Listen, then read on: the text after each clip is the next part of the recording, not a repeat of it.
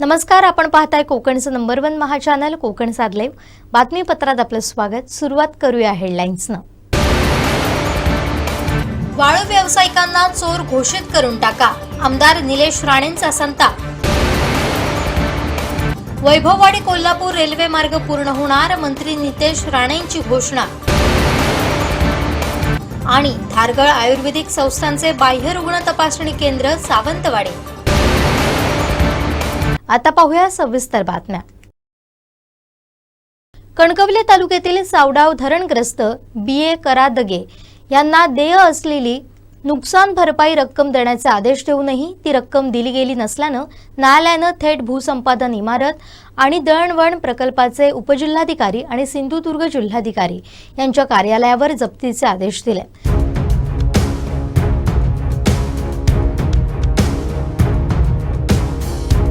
त्यानुसार कोर्टानं भूसंपादन इमारत आणि दळणवळण प्रकल्प उपजिल्हाधिकारी यांच्या कार्यालयात जप्तीची कारवाई केली आहे। यात त्यांच्या कार्यालयातील खुर्च्या, संगणक आदी साहित्य जप्त केलं होतं। दरम्यान उपजिल्हाधिकाऱ्यांनी न्यायालयाकडून 15 डिसेंबरपर्यंत स्थगिती आदेश मिळवल्याची माहिती कोर्ट पथकाला देताच पुढील कारवाई स्थगित करण्यात आली आहे। त्यामुळे जप्ती प्रक्रिया तात्पुरती थांबली असून 15 डिसेंबर नंतर या प्रकरणाला नवं वळण मिळण्याची शक्यता आहे।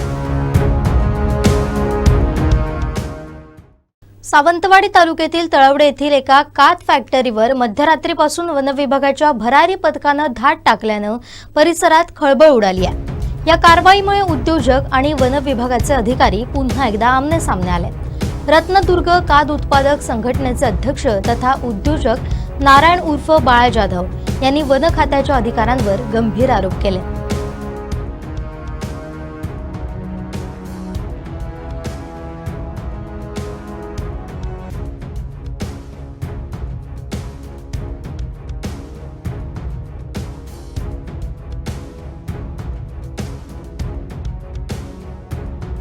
मध्ये तुमच्या चुकीचं साहेब तुम्हाला काय आणि नाही काय सांगता आम्ही असे मारणार तर असे मरू सरकार पुढवलं ना। अहो आज 2 जिल्ह्यामध्ये लोक बेकार झाले तुमच्या चुकीच्या ह्याच्यामुळे। तुमचे अधिकारी का सस्पेंड नाही झाले? काय तो हाफ तिथे बसला, त्याने चुकीचे निर्णय दिले, चुकीचा कोर्टात ऍफिडेव्हिट दाखल केलंय। आम्हाला सांगता का तुम्ही? पारंपरिक व्यवसाय आमची बँकांची कर्ज आहे त्यासाठी तुम्ही घ्या ना, तुम्ही भरायला घ्या, तुमच्या डिपार्टमेंटने भरावे ना। लिहून द्या सगळ्यांची कर्ज भरतो जिल्हा नियोजनमधून घ्या तुम्ही पैसे, भरपूर पैसे येतात कॉलेज डिपार्टमेंट। रात्री 3 वाजता तुम्ही ह्याला लेडीजला उभी करून ठेवलात गेटवरती। असं नाही ना चालत, तुम्ही काहीही करा, लिहाल मनमानी करा। मी तुम्हाला पहिलेच सांगितलं प्रशासन अरे बँकेने कर्ज दिले ते काय चुकीचं आहे का? आम्हाला सांगा, चुकीचा व्यवसाय दारूची भट्टी आहे का ती? नाही तर तुम्ही असं सांगा की पालकमंत्र्यांनी इथल्या आमदारांनी तुम्हाला सांगितलं की जावा आणि सगळ्या तुमचा फॉरेस्टचा गार्ड तिथे फिरायचं तो रस्त्यावर फिरतोच आहे, म्हणून आज हे गवेरडे आणि इकडे आले। तुमच्या तिथे जमत नाही तुम्हाला। झाडं लावली तुम्ही दाखवा, झाडं प्रेशरचे किती पैसे खाल्ले ते काढू ना सगळे झाड प्रेशरचे पैसे किती खाल्ले? छोटी छोटी हौद बांधून किती पैसे खाल्ले काढू या चला। सगळ्यात जास्त पैसे फॉरेस्टला जातात। आम्हाला सांगता का? लोक गप राहत मग गप्प आहे, तुम्ही उद्रेक करू नका, लक्षात ठेवा। उद्रेक झाला नाही अजून, वाळू कशी बंद, चिरे कसे बंद, तुम्ही फॉरेस्टवाले येऊन लोकांच्या उद्योग धंद्यांवरती रेड करतात आणि कुलप घेऊन लावता। तुम्ही मला सांगा, स्वामी आणि बाकीच्या गोष्टी सुद्धा चालू आहेत, तुम्ही काय स्वामींची लावा चौकशी सगळ्या, बघूया तुमच्यात काय हिंमत आहे ती। तुम्ही सगळ्या स्वामींची चौकशी ह्या त्यांची लाईट बिल बघूया आणि किती चिरकाम केलं तर बघूया। आणि तुम्ही किती चिरकाम केलं हा त्यांनी ते बघूया। आपण असतो आणि याचा अर्थ असं नाही की आमचा बोलायला नाही, आमचा अधिकार नाही सर। पालकमंत्र्यांनी आणि आमदारांनी सावंतवाडीच्या आमदारांनी जाहीर करूच आहे की आम्ही सांगितली कारवाई करू सगळ्या उद्योग धंद्यांवरती म्हणा। आपले खोटे पास पाडले, तुमच्याच अधिकाऱ्यांनी गाडी ह्याच्या लाठीत पकडली, त्याला वाचायलात ना। अजून ते हत्ती बॉम्ब फाडलेला का नाही तुम्ही ह्या करू? इतके तुमचं कार्यक्षम डिपार्टमेंट असतं। नाही तर मी एक काम करते, यांच्या फॉरेस्ट ऑफिस समोर आत्मदहनच करते, कारण मला आता रोज रोज ते बँकेचे फोन येत राहतो ते मागाच टेन्शन येतं, ते काय उत्तर देऊ ती?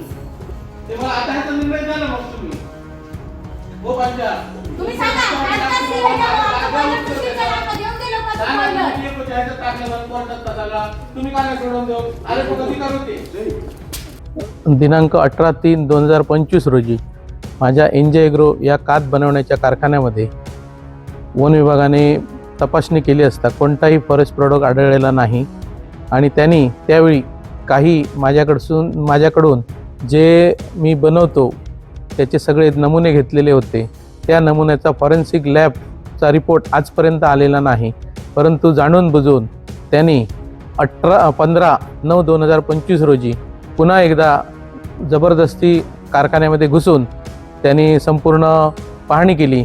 त्यावेळी माझ्याकडे 13/9/2025 रोजीचे जिल्हा कृषी उत्पन्न बाजार समितीच्या रितसर परवान्याने खैर लाकूड घेतलेले होते. तसेच काजू हस्क बॉइलिंगचा माझा जो इकडचा प्लांट आहे तो त्यावेळी चालू होता आणि मी ते कंटिन्यू चालवतही आहे. आणि माझ्याकडे खैर लाकूड उकळवण्याचे किंवा त्याच्यावर प्रक्रिया करण्याचे सिंधुदुर्ग जिल्हा कृषी उत्पन्न बाजार समितीचा रितसर परवाना आहे. तसेच खैर खरेदी करायचा सुद्धा रितसर परवाना माझ्याकडे आहे. तरीसुद्धा सावंतवाडी वन विभागाने चुकीची कारवाई, जाणीवपूर्वक चुकीची आणि बेकायदा कारवाई करून आज माझे 2 बॉयलर आणि एक चिपर मशीन सील केलेलं आहे.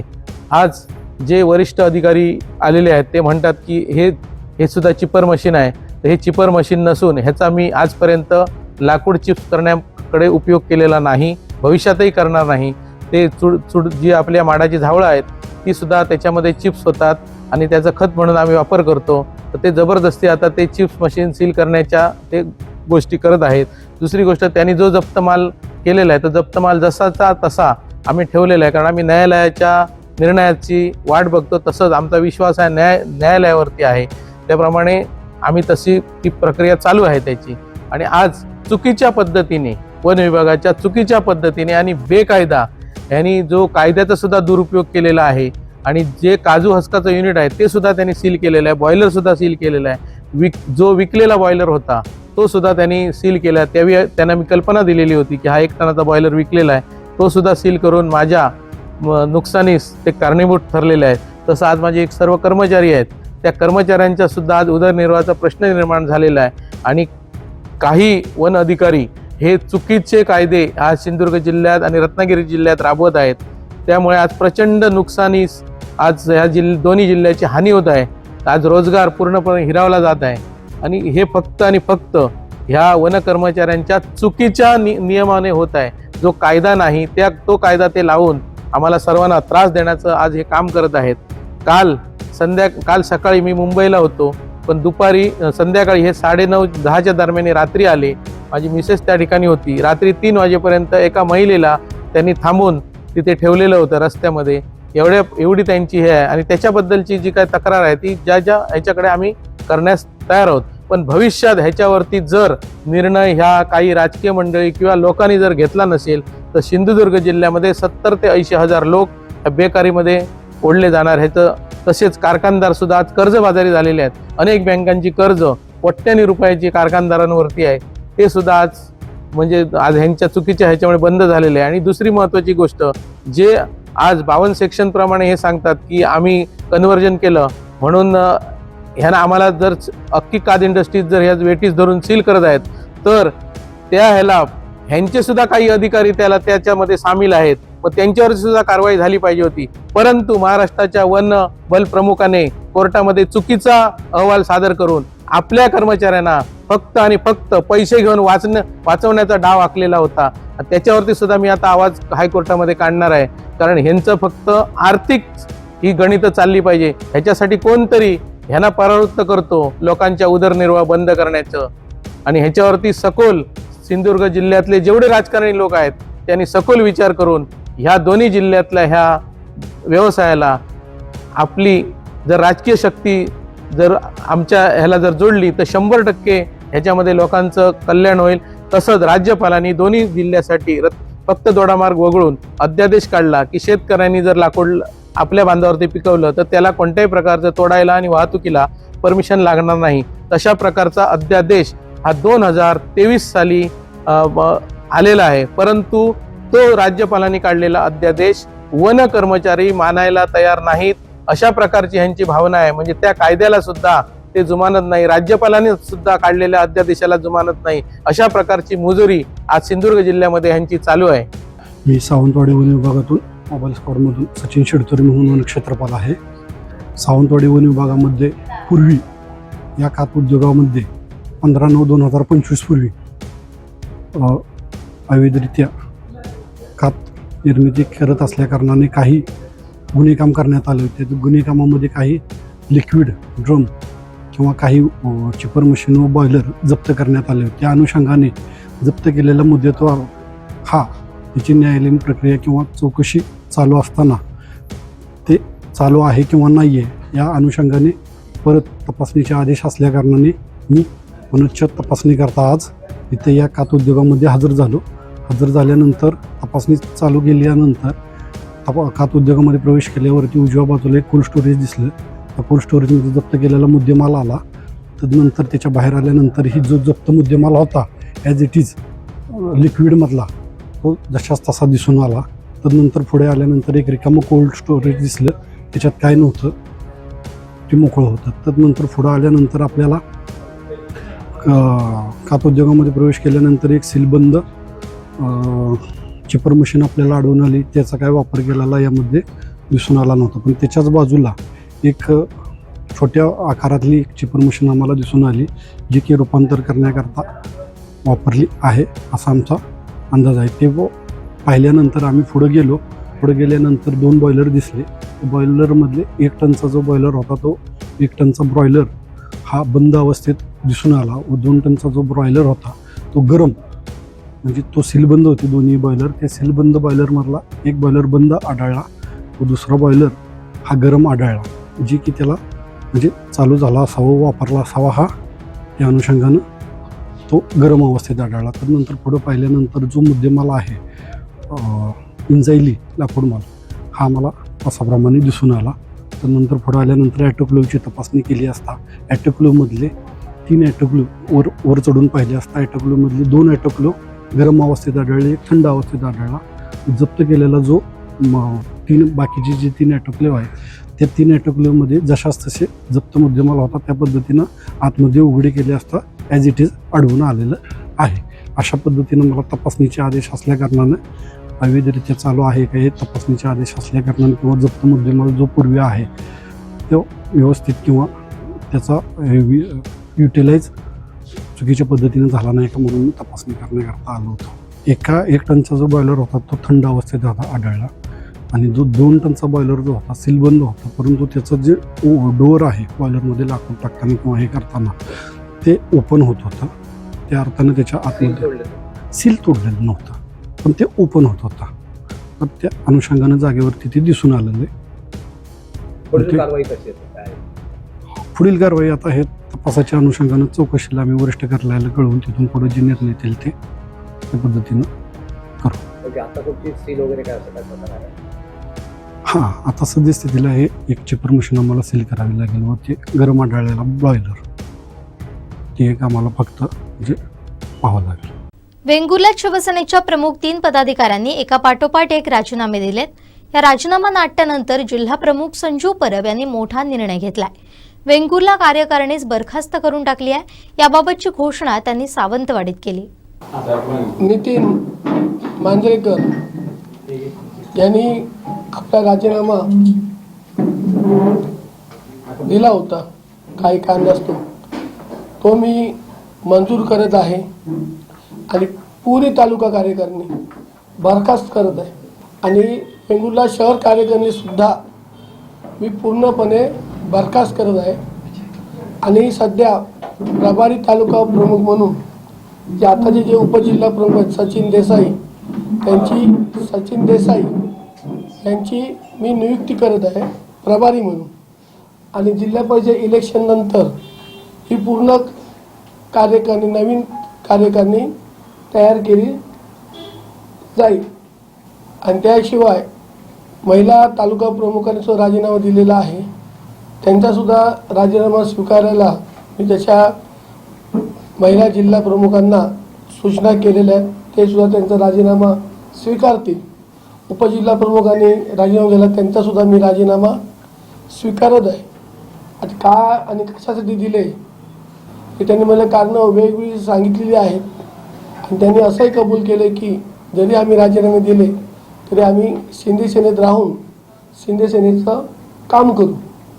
त्याच्यामुळे जिल्हा परिषद इलेक्शन नंतर आम्ही कार्यकारिणी करू आणि तोपर्यंत सचिन देसाई म्हणून प्रभारी तालुका प्रमुख म्हणून त्याची नेमणूक करत आहे.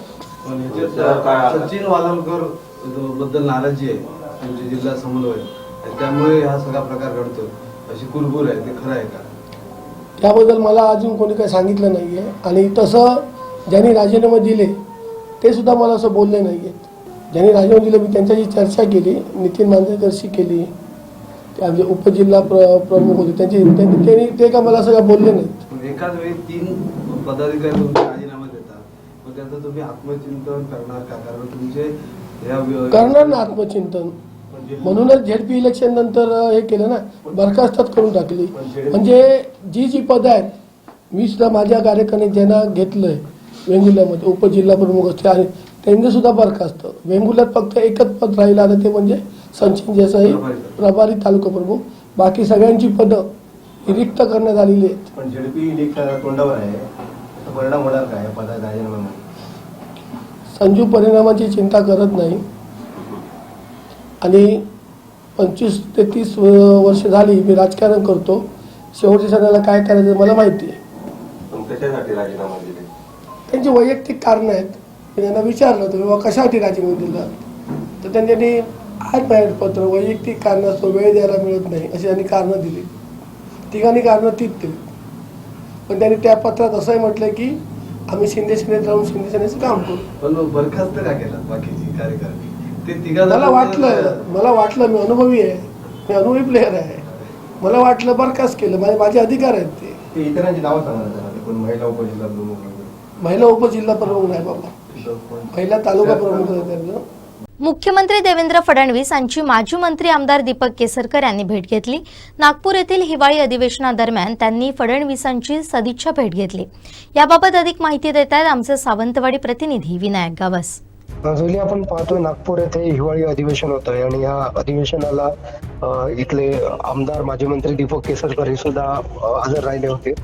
कालच त्याचे काही आपण फोटोज किंवा सगळ्या गोष्टी पाहिल्या होत्या. आज मुख्यमंत्री देवेंद्र फडणवीस यांची पण त्यांनी भेट घेतली. त्या सदिच्छा भेट त्यांनी या अधिवेशनाच्या निमित्ताने घेतली. केसरकर यांनी त्यांना विचारलं असता म्हटलंय की जे काही विकास कामं आहेत किंवा इतर काही गोष्टी आहेत त्या संदर्भात सुद्धा त्यांची काही चर्चा झालेली आहे आणि सदिच्छा भेट होती. तसेच उपमुख्यमंत्री एकनाथ शिंदे, अजित पवार यांची ते भेट घेणार आहेत. जे मंत्री त्या अधिवेशनाला उपस्थित आहेत त्यांची भेट घेणार असल्याचं त्यांनी सांगितलं आणि त्याच पद्धतीची एक भेट होती.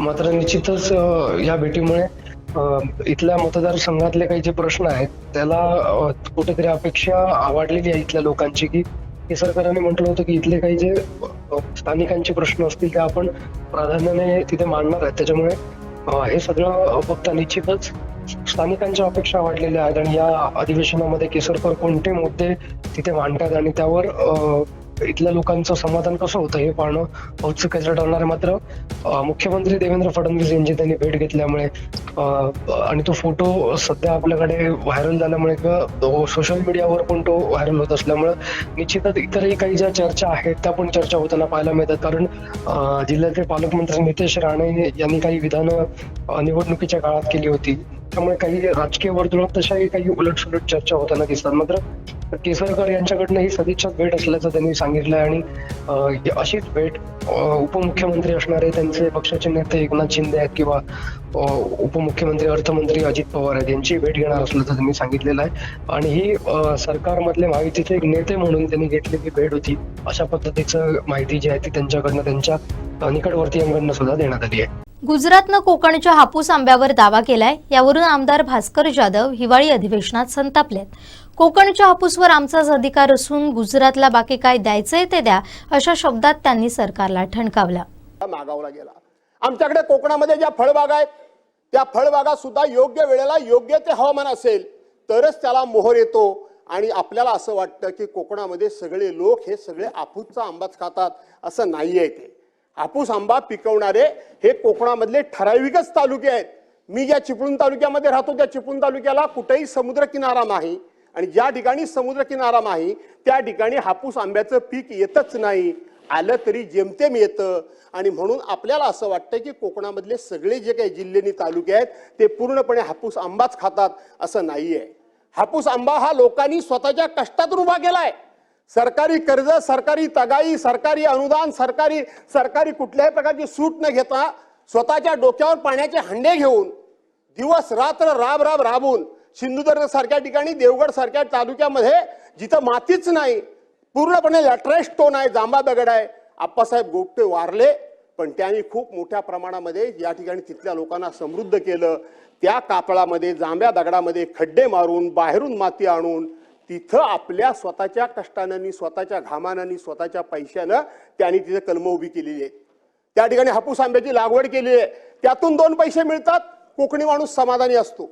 तो कधीच कर्ज काढायला तयार नाही. कर्ज काढलं तर तो वेळेवर भरतो, तो बुडवायला तयार नाही. तो कधी एखादा हुक टाकून कोणाची लाईट चोरत नाही. तो 1 पैशाचं सरकारी देणं कोणाचं ठेवत नाही. घरपट्टी असेल, पाणीपट्टी असेल, वेळच्या वेळी भरायची. सरकारी नोटीस आली म्हणजे आपल्या 7 पिढ्यांना डाग लागला, असा स्वाभिमानानं जगणारा कोकणी माणूस सुद्धा आज खूप मोठ्या चिंतेत आहे. शेती हातातून गेली, फळबागा हातातून गेल्या, त्याचबरोबर मत्स्य व्यवसाय पण अध्यक्ष महोदय हातातून गेला. मत्स्य व्यवसाय पण हातातून गेला अध्यक्ष महोदय. कारण त्या ठिकाणी समुद्रामधलं वेगवेगळे येणारं उधाण, वेगवेगळ्या वेळेला येणारं त्या ठिकाणी पाऊस पाणी, वादळ वारा, यामुळे समुद्रामध्ये बोटी घालू नका, समुद्रामध्ये जाऊ नका, मासेमारी करू नका, हे सरकारच्या वतीनच सांगितलं जातं. तरी सुद्धा तो बिचारा आपला जीव या ठिकाणी धोक्यात घालून तो जातो. इथं आपण बघितलं कारंजा बंदरावर परवानच्या दिवशी 37 माणसं 9 दिवस समुद्रामध्ये अडकून पडली होती. त्यांचा पत्ता लागत नव्हता, ते कुठे आहेत ते ट्रेस आउट होत नव्हते. 9 दिवस 37 माणसं ही पाण्यामध्ये अडकून पडली होती. तो मत्स्य व्यवसायाचा धंदा सुद्धा आता बंद पडलाय. आणि त्याच्यावर आणखीन परत एक आमच्यावर डागणी दिली जाते, दुःखावर आमच्यावर घाला घातला जातोय. जो आमचा कोकणाचा हापूस आंबा, जो आमचा कोकणाचा हापूस आंबा आहे, जो जगाच्या पाठीवर आमच्यासारखा दर्जेदार हापूस आंबा, आमच्यासारखा चविष्ट हापूस आंबा, आमच्यासारखा कलरला उत्कृष्ट असलेला हापूस आंबा, आमच्यासारख्या आंब्याची एकदा का चव घेतल्यानंतर त्या आंब्याची कोणी बरोबरी करू शकत नाही जगाच्या पाठीवर. त्या हापूस आंब्याला 2018 साली GI मानांकन मिळालं. आज त्या हापूस आंब्याचं GI मानांकन काढून घेण्याचा या ठिकाणी डाव खेळला जातोय. GI मानांकन डाव खेळला जातोय. बलसाड आंब्याला हापूस आंब्याचा दर्जा का, कशा करता, काय संबंध त्याचा? आज 400-500 वर्षापूर्वीपासूनचा आमचा आंबा आहे, जे आमचं आहे, जे आमचं फळ आहे, जे आमचं पॅटर्न आहे, जे आम्हालाच असलं पाहिजे, त्याच्यावर घाला घालायचा त्या ठिकाणी कशा करता? कोकण एक तर काय मागत नाही, तुम्ही त्यांना आर्थिक मदत काय करत नाही, केलीत तर तुमची सरकार मदत बुडवत नाही. तुम्ही त्या ठिकाणी कर्ज आम्ही घेत नसल्यामुळं बँकेचं रिशेड्युलिंग केलं तर त्याचा त्याला उपयोग होत नाही का? कशा पद्धतीनं? आज मला परवा ज्या दिवशी कोणाची तरी एखाद्या जबाबदार मंत्र्याची मी मुलाखत बघितली, मी नाव या ठिकाणी घेत नाही, त्यांनी सांगितलं काय त्यांनी होणार आहे, काय फरक पडतोय, शेवटी आमच्या हापूसची देवगडची चौथी चव, आमच्या रत्नागिरीची चौथी चव कोणालाच येणार नाही. हे असले तकलादून अशा प्रकारचे पळकाडू उद्गार मंत्र्यांना शोभत नाहीत का? कशा करता? ज्या वेळेला आपल्या हापूस आंब्याच्या नावावर कर्नाटकचा आंबा मार्केटमध्ये येतो त्यावेळेला सरकार असेल, आम्ही असेल, आमचे बागायतदार असतील, आमचे फळ विक्रेते असतील, हे तुटून पडतात का? तर आमच्या हापूसचं नाव हे कर्नाटक आंब्याच्या नावाखाली बदनाम होता कामा नये. आणि म्हणून बलसाडला कुठल्याही परिस्थितीमध्ये हापूस आंबा, हापूस हा शब्द देऊ नका अध्यक्ष महोदय. आणि आमच्यावर अन्याय करू नका. तुम्हाला गुजरातला काय द्यायचं असेल ते आणखीन काय ते द्या, काय द्यायचं ते द्या, जमलं तर तुम्ही पण तिकडे जाऊन राहा, काय फरक पडत नाही. परंतु आमचा जो हापूस आंबा आहे, जो आमचा अधिकार आहे, जो आमचा हक्क आहे, जो आमचं पेटंट आहे, त्याला त्या ठिकाणी अध्यक्ष महोदय तशाच पद्धतीने राहू द्या, अशा प्रकारची विनंती करतो. मत्स्य व्यवसायाला आपण शेतीचा दर्जा दिला, मी आभार मानतो, सरकारला धन्यवाद देतो. मी धन्यवाद देतो आमच्या मत्स्य विकास मंत्र्यांना. गेली 10-15 वर्षे या विषयाकरता सातत्याने भांडण्याचं काम, संघर्ष करण्याचं काम, या सभागृहामध्ये चर्चा 1936 साली विधिमंडळ अस्तित्वात आल्यापासून पहिल्यांदा कोकण विकासावर चर्चा घडवणारे कैलासवासी गुरुनाथ कुलकर्णी आणि मी भास्कर जाधव. यापूर्वी कोकणावर कधीही स्वतंत्र चर्चा झाली नव्हती. विलासरावजी देशमुख त्यावेळेला मुख्यमंत्री होते, मी वरच्या सभागृहाचा सदस्य होतो.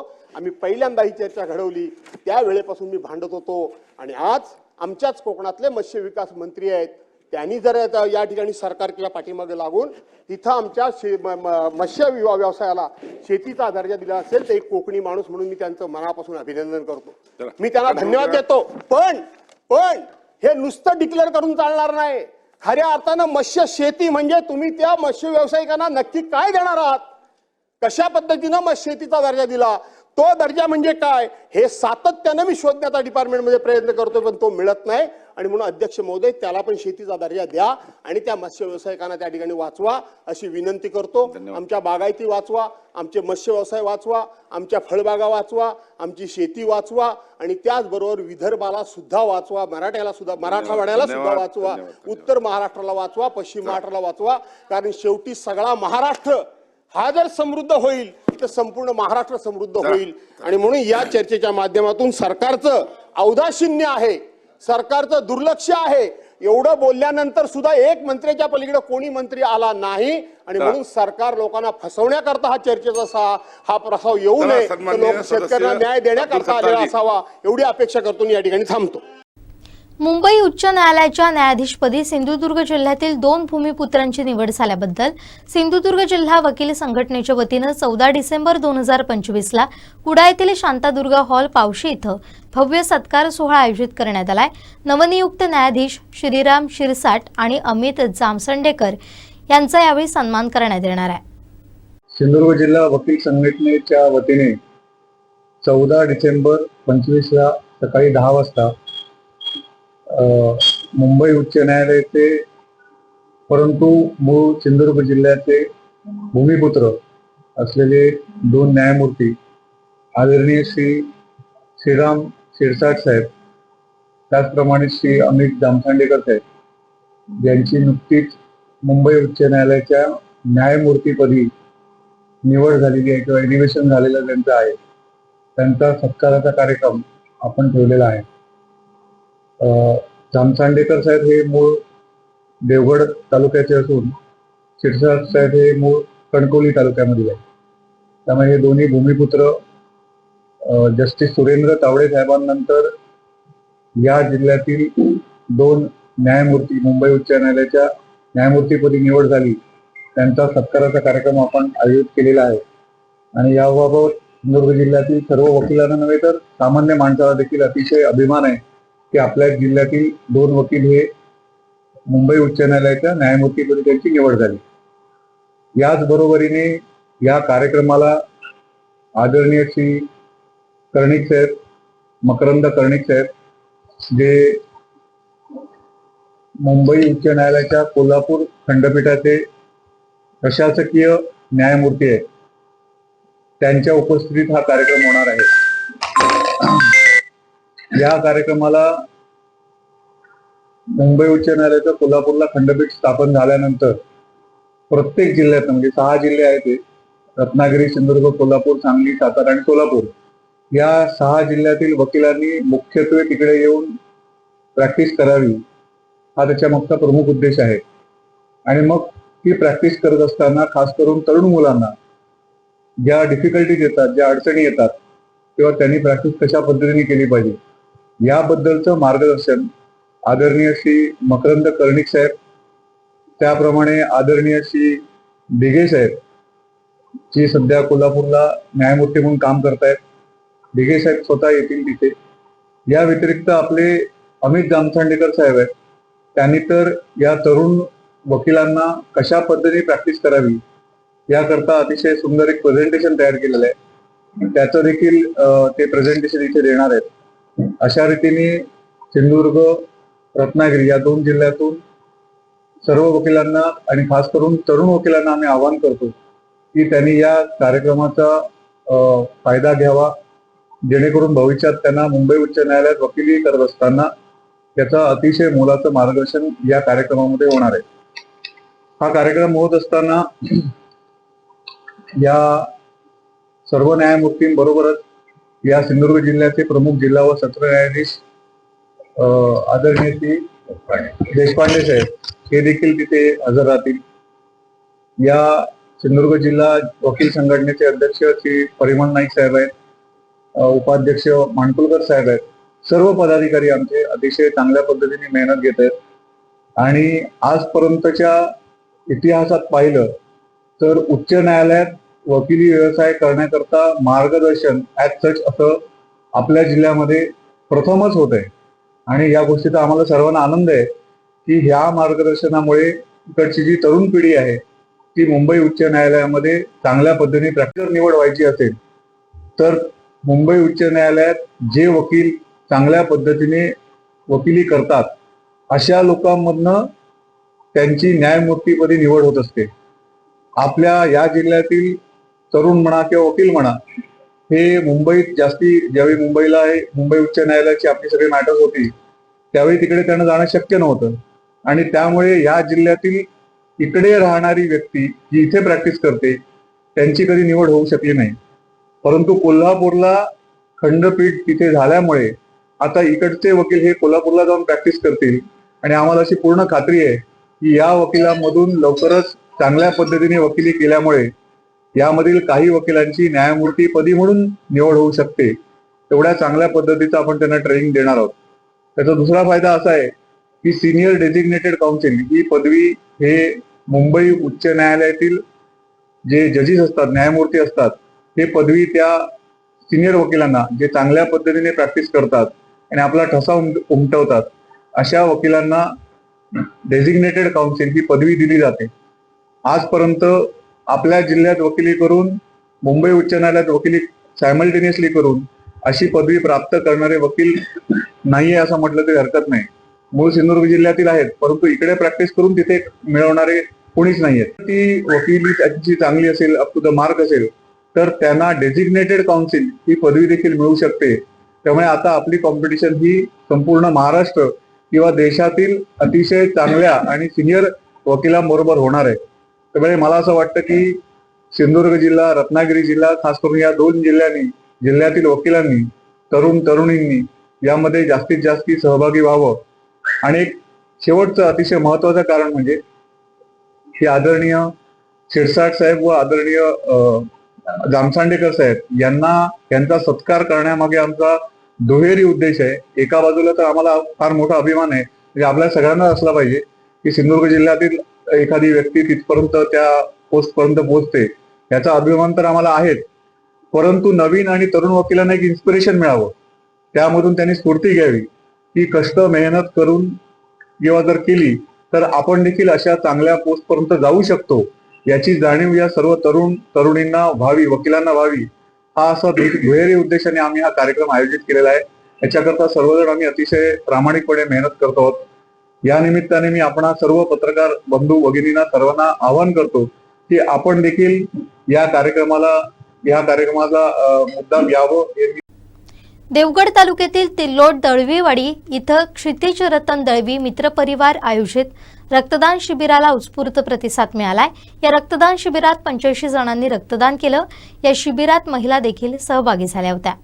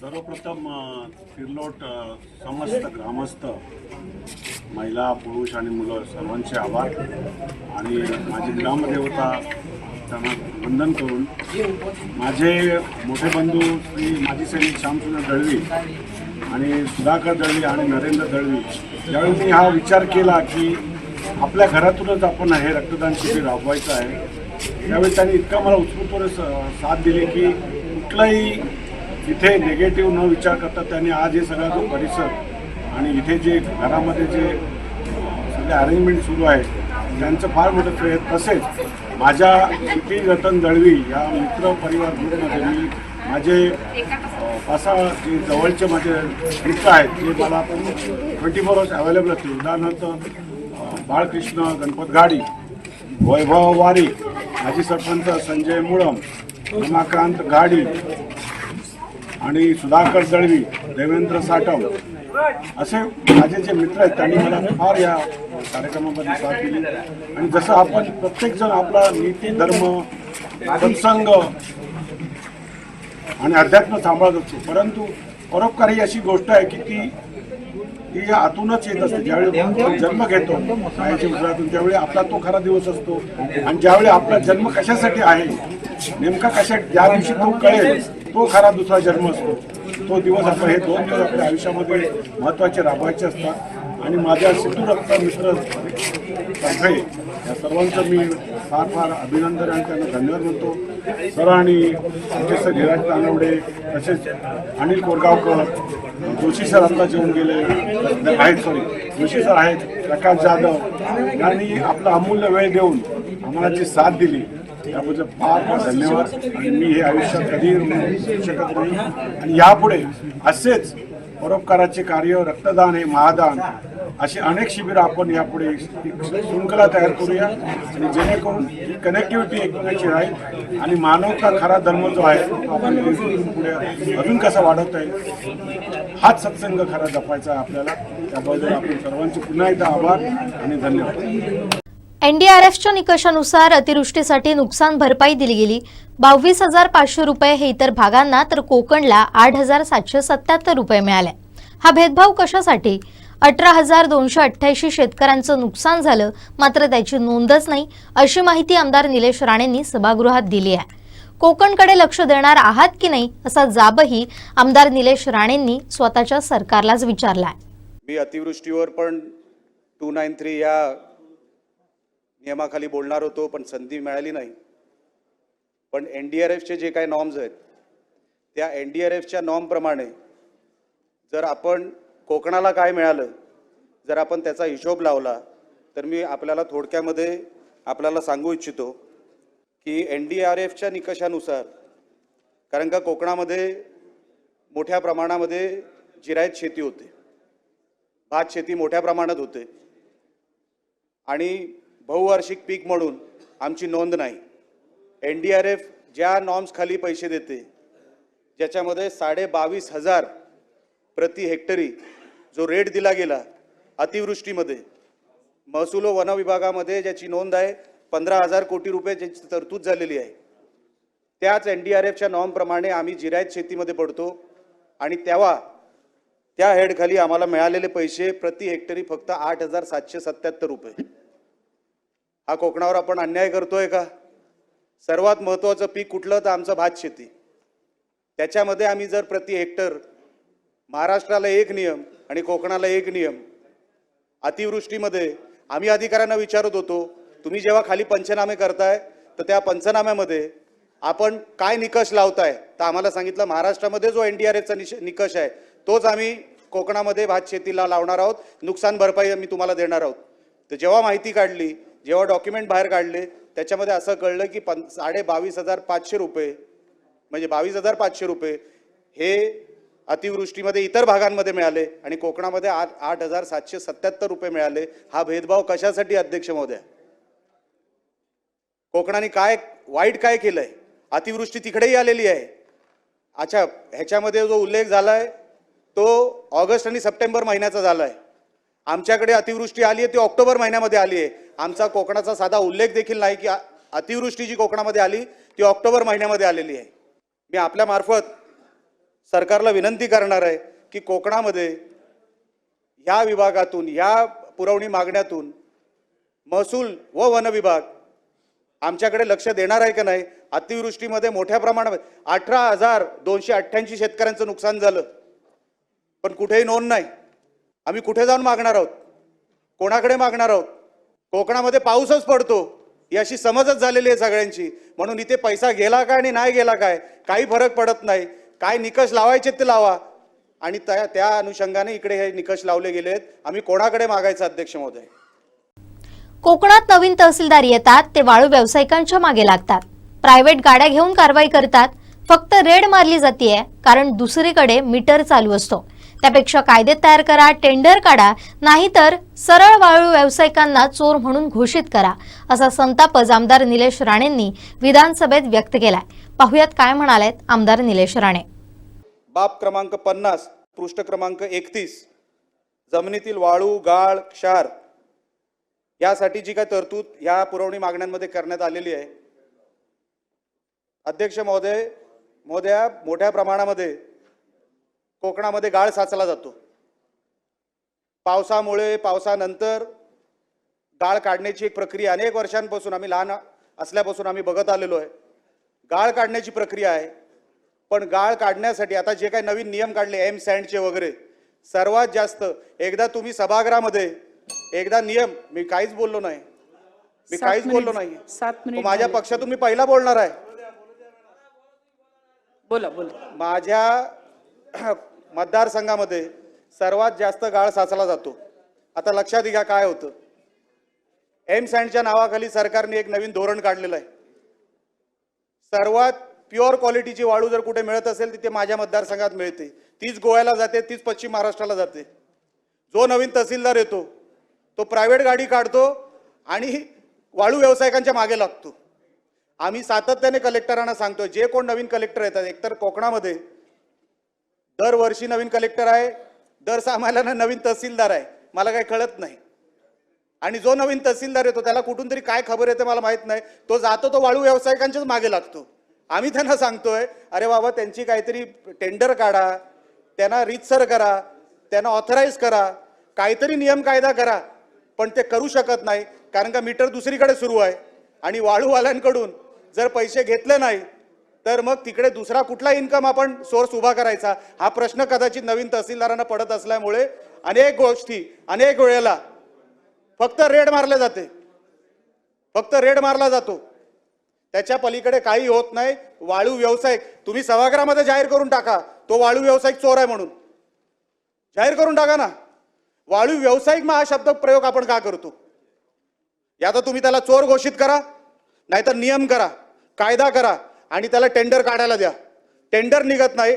मी आमदार झाल्यापासून मी जे काही 3 कलेक्टर माझ्या इकडे येऊन गेले, आता तिसरे आले, त्या 3ही कलेक्टरांना मी सांगतोय, अहो साहेब टेंडर काढा, ह्यांना मोकळं करा, ह्यांना जे काय तुम्ही नियम कायदे लावा, जे काय तुम्ही दिवसाच्या फेऱ्या तुम्ही नियम जे काय तुमच्या नियंत्रणात बसतं ते सगळे नियम लावा, पण त्यांना काहीतरी सांगा तरी, त्यांना नियम तरी बनवून द्या. अजूनपर्यंत ते झालेलं नाही.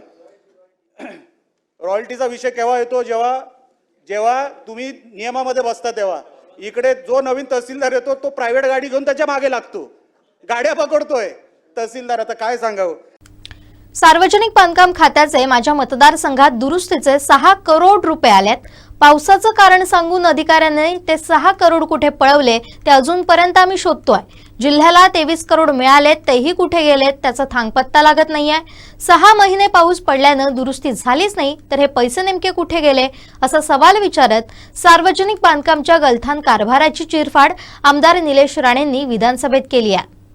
मी असाच हिशोब काढला की बजेट झालं, त्याच्यानंतर पुरवणी मागण्या झाल्या, आज परत आपण पुरवणी मागण्यांवर बोलतोय. 75,000 कोटीच्या पुरवणी मागण्यांवर आपण बोलतोय. माझ्या मतदारसंघामध्ये किंवा माझ्या जिल्ह्यामध्ये सार्वजनिक बांधकाम खात्याचे किती पैसे आले एका वर्षभरामध्ये?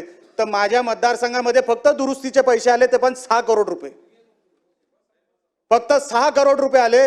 आणि पावसाचं कारण सांगून अधिकाऱ्यांनी ते 6 करोड रुपये कुठे पळवले ते अजूनपर्यंत आम्ही शोधतोय. ते 6 करोड रुपये गेले कुठे? मी एका मिनिटात माझा भाषण संपवतोय. 6 करोड रुपये गेले कुठे मला कळले नाही. कारण का 6 महिने कोकणामध्ये पाऊस पडला. 19 मे पासून सुरू झाला तो 9 नोव्हेंबर पर्यंत पाऊस होता. 6 महिने पाऊस पडला, दुरुस्तीला झालंच नाही काय काम. तर कुठल्या दुरुस्ती खाली ते 6 करोड रुपये गेले मला बघायचंय. ते अजूनपर्यंत मला थानपत्ता लागत नाहीये. जिल्ह्याला 23 करोड रुपये मिळाले, पण ते 23 करोड रुपये कुठे गेले ते अजूनपर्यंत मला माहिती पडत नाहीये. डीपीडीसीला जो काय पैसा आम्हाला मिळतो तो अजूनपर्यंत आता अजितदादा इथे नाही आहेत. आम्हाला तो लवकरात लवकर मोठ्या प्रमाणात मिळावा. आमचे पालकमंत्री अतिशय चांगलं काम करतायत, ते प्रयत्न करतायत, पण त्याच्या पलीकडे जाऊन अजितदादांनी जर आम्हाला एका लहान जिल्ह्याला जिथे पाऊस सरासरी 4-5 हजार मिलीमीटर पडतो, आम्ही त्या दुरुस्तीसाठी मागतोय. आम्हाला संबंधित PWD खात्याने अजून 200 कोटीची बिलं पेंडिंग आहेत, ती अजूनपर्यंत मिळालेली नाहीत. नवीन जी काय आपण कामं करायला मागतोय, जर कलेक्टर ह्याला सांगतो आपण कॉन्ट्रॅक्टरला, बाबा तू करतोस का, तोही करत नाहीये, कारण का जुनीच बिलं अजूनपर्यंत निघालेली नाहीये. 6 महिने जिथे पाऊस पडतो, अध्यक्ष महोदय, आपण अशा जिल्ह्यांमध्ये पैसे देत नाही आहोत. दिलेले पैसे कुठे जात आहेत ते कळत नाहीये. दुरुस्तीसाठी पैसे मिळत आहेत. आमच्याकडे मागणी किती आहे जिल्ह्यामध्ये?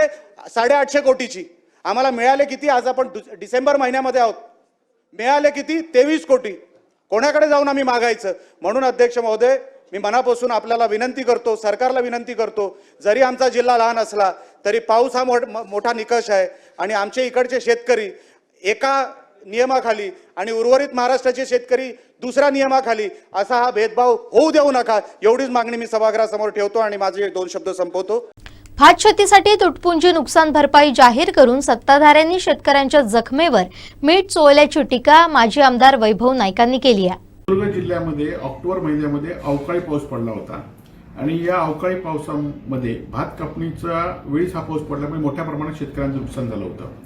शिवसेनेच्या वतीने त्यावेळी मी असून दे, सतीश सावंत असून यांच्या नेतृत्वाखाली आम्ही आंदोलन केलं होतं आणि सगळीकडे त्याचे पंचनामे करा, शेतकऱ्यांना नुकसान भरपाई मिळाली पाहिजे म्हणून आम्ही कलेक्टरांना स्वतः भेटलो होतो. त्याचबरोबर स्वतः शेतकऱ्यांच्या बांधावर पाहणी केली होती. परंतु आजच आम्ही पेपरमध्ये बातमी वाचली की निलेश राणे जे या जिल्ह्याचे पालकमंत्री आहेत, नितेश राणे जे आमदार आहेत, ते दोघंही या नुकसान भरपाईचं श्रेय लाटण्याचा प्रयत्न या ठिकाणी करत आहेत. परंतु हे श्रेय लाटून नसून शेतकऱ्यांच्या जखमीवर मीठ चोळण्याचा प्रकार या महायुती सरकारने केलेला आहे. 18,372 शेतकऱ्यांना नुकसान भरपाईसाठी त्यावेळी अर्ज केला होता आणि त्यांना जवळजवळ 4,08,00,000 रुपये फक्त नुकसान भरपाई मिळाली आहे. ती प्रत्येकाला आपण डिवाइड केली तर 2,224 रुपये फक्त ही नुकसान भरपाई प्रत्येक शेतकऱ्याला मिळते. याउलट शेतकऱ्यांना ई पीक पाणी नोंदणीची नोंद केली पाहिजे, त्याचा सातबारा काढला पाहिजे, त्याचे फोटो काढले पाहिजेत, तालुक्याला गेलं पाहिजे, कृषी सेवकांना ते तलाट्यांना आपल्या शेतामध्ये आणलं पाहिजे, शेतामध्ये पुन्हा फोटो काढले पाहिजेत. असा भूर्दंड जवळजवळ 1,000पेक्षा जास्त रुपये खर्च प्रत्येक शेतकऱ्याला झाला आहे आणि प्रत्येक शेतकऱ्याला फक्त 2,224 रुपये नुकसान भरपाई मिळालेली आहे.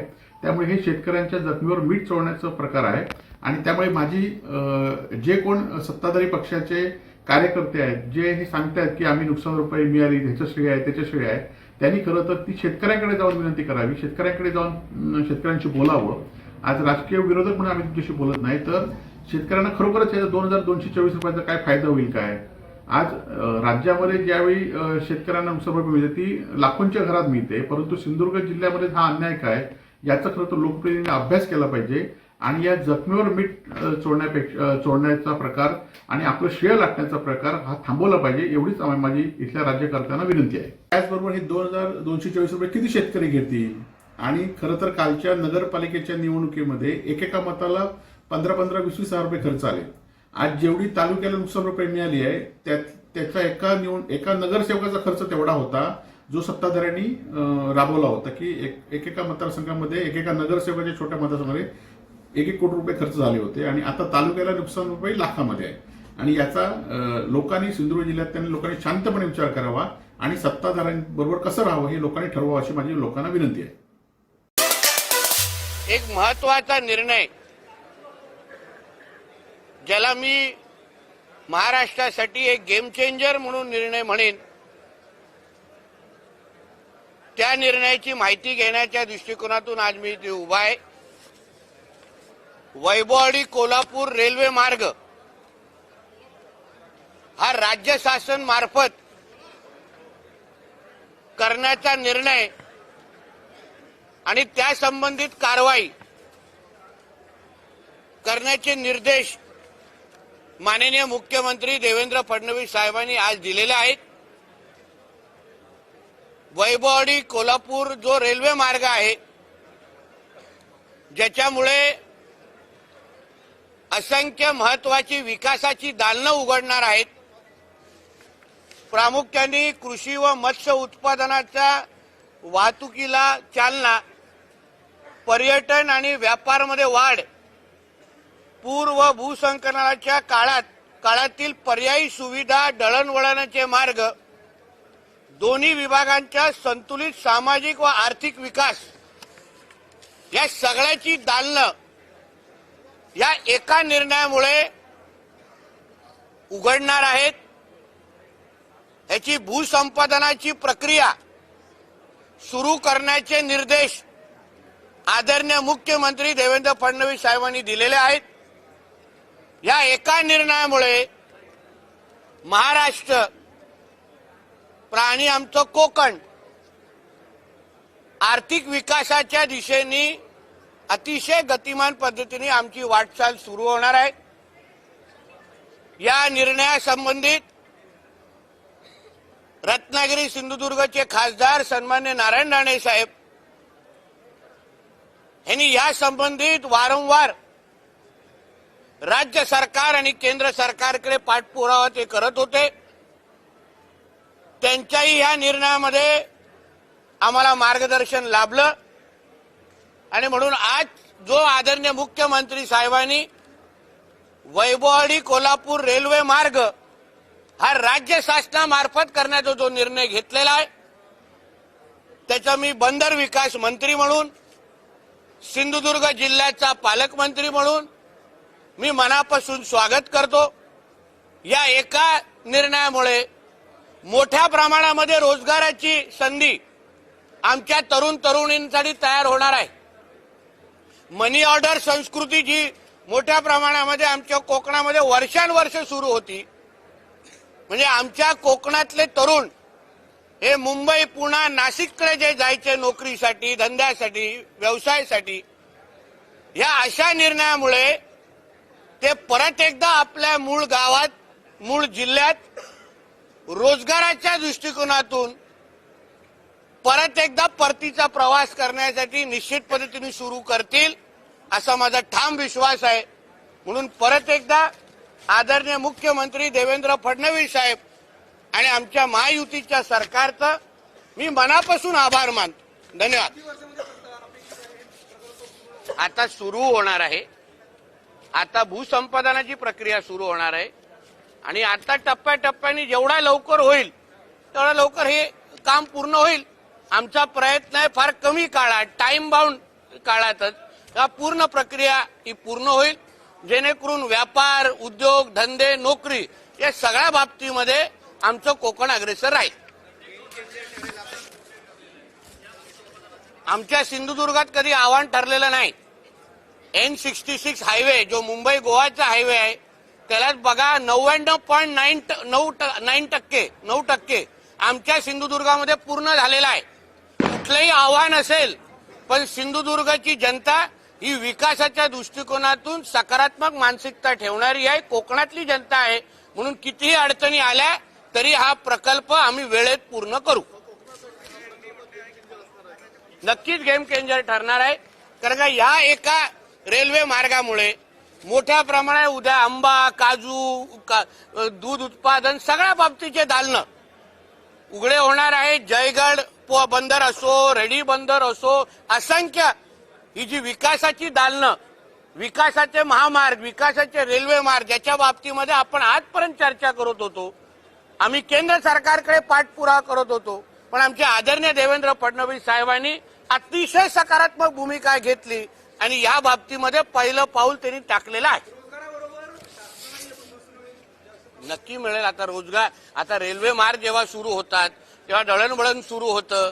आंबा, काजू, मत्स्य व्यवसाय या सगळ्या बाबतीमध्ये मोठ्या प्रमाणामध्ये चालना भेटे आणि निश्चित पद्धतीने सरकारला पण त्या बाबतीत उत्पादन म्हणजे त्याचं उत्पादन वाढतं किंवा महसूल भेटतं.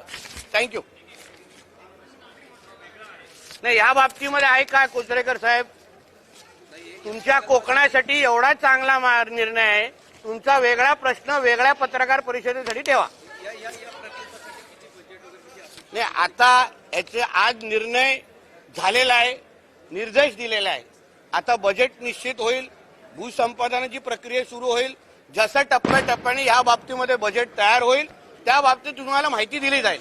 आमच्यासाठी आनंदाची बातमी एवढीच आहे की वैभववाडी रेल्वे जो मार्ग आहे त्याला हिरवा कंदील मिळालेला आहे आणि त्याच्यामुळे निश्चित पद्धतीने कोकणासाठी हा एक ऐतिहासिक आणि गेम चेंजर निर्णय आहे. अजून कोणाचा असणार? आमच्याकडे कॉपीराईट आहे आता.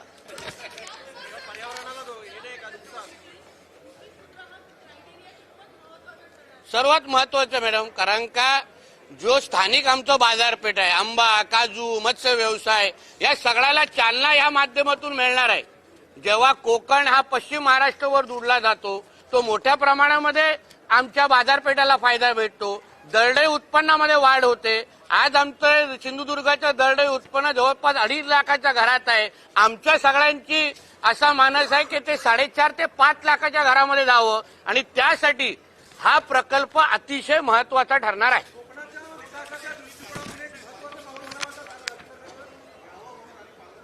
या संबंधित आहे का? नक्की महत्वाचं ना, ऐतिहासिक पाऊल. आजचा दिवस कोकणाच्या विकासाच्या एकंदरीत इतिहासामध्ये सुवर्ण अक्षरामध्ये लिहिलं जाणार आहे. देवेंद्र फडणवीस साहेबांनी घेतलेला निर्णय यामुळे असंख्य कोकणातली मुलं जे मुंबईमध्ये आज नोकरीसाठी येत आहेत, गावाकडे गावाची जी वाट म्हणजे आठवण करतात आणि फक्त नोकरी धंद्यासाठी मुंबईला गाव सोडून येतात, ते जेव्हा परत गावाकडे जातील निश्चित पद्धतीने आमच्या देवेंद्र फडणवीस साहेबांना आशीर्वाद देतील.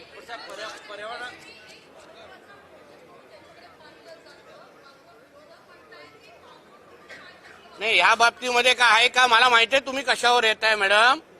आम्ही पण थोडे सीझन झाले आहोत म्हणून या बाबतीमध्ये काय असेल तर सांगा. आहे माझ्यासाठी हा प्रकल्पाचा निर्णय महत्वाचा आहे. अन्य वेळी मी आहेच बॅटिंग करायला.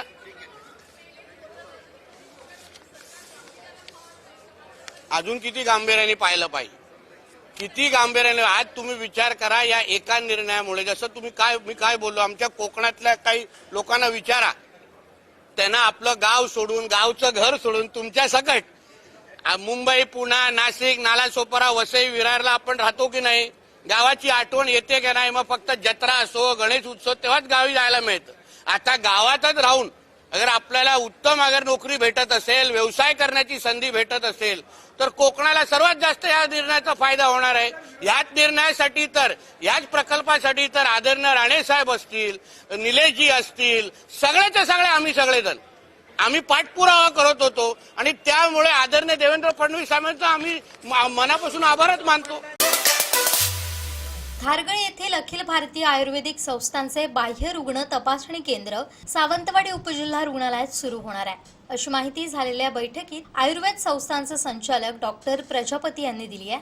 यासाठी माजी मंत्री आमदार दीपक केसरकर यांनी पाठपुरावा केला होता. या संदर्भात स्थानिक आमदार यांचे सावंतवाडी उपजिल्हा रुग्णालय रुग्ण कल्याण समितीचे सदस्य आमदार प्रतिनिधी देव्या सूर्याजी यांनी लक्ष वेधलं होतं. लवकरच हे केंद्र सावंतवाडीत सुरू होणार आहे. यासाठी संस्थांकडून युद्ध पातळीवर हालचाली सुरू झाल्या. यामुळे सिंधुदुर्ग येथील रुग्णांना मोठा दिलासा मिळणार आहे.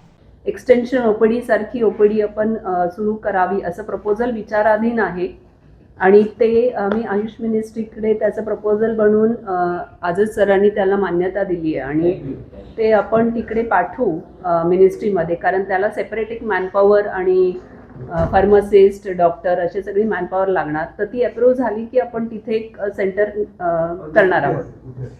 सिंधुदुर्ग डिस्ट्रिक्ट हॉस्पिटल सावंतवाडी जिल्हा रुग्णालयासोबत आमची चर्चा चालू आहे. तिथून मागणी होती सावंतवाडी उपजिल्हा रुग्णालयाकडे जर तिथे जागा अवेलेबल असेल तर आम्ही त्यांच्यासोबत एक MOU करून मग मॅनपॉवर अप्रूव्ह झाल्यानंतर तो इनिशिएटिव्ह घेऊ. ऑलरेडी त्याचा आमच्या लेवलला प्रस्ताव बनवून मंजुरीसाठी पाठवला आहे. साठी वेगळं एक त्याला तुमचे नंबर लावायची पद्धत आहे ना, तो उशिरा पोचल्यामुळे सगळं ठीक आहे, अगदी जरूर आम्ही विचार करू.